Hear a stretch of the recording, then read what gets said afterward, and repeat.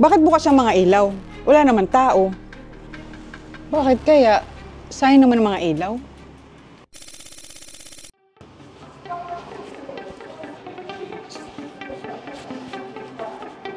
Bakit di mo pinatay yung ilaw? May consequence yan.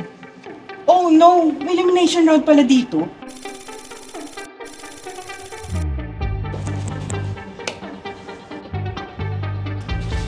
Good job! Pwede ka na mag-stay dito.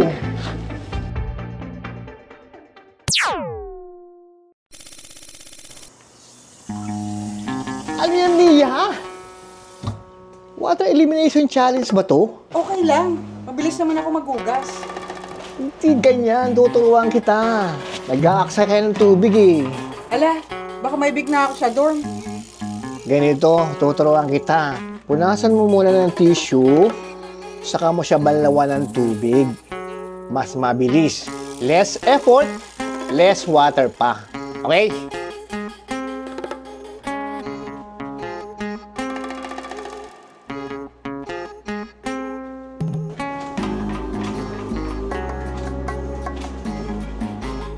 O yan, di ba? Mas mabilis.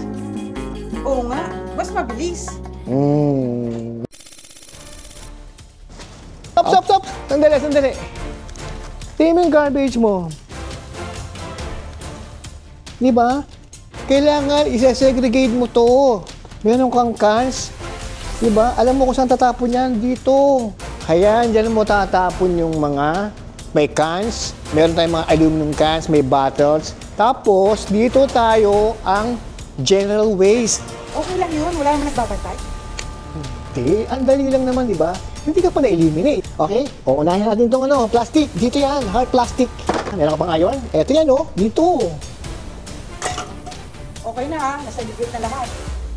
Good! That's right!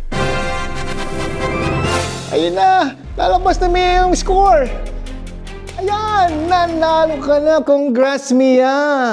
Nanalo ka ng environmental bonus. Pero, hindi na ikaw may chance manalo. Pati ang buong dorm, may chance at may laban. Tara, gawin natin to para sa dorm. Hindi lang tayo makakatulong sa environment, mananalo pa tayo ng rewards. So, ano pa hinihintay nyo? Let's do it!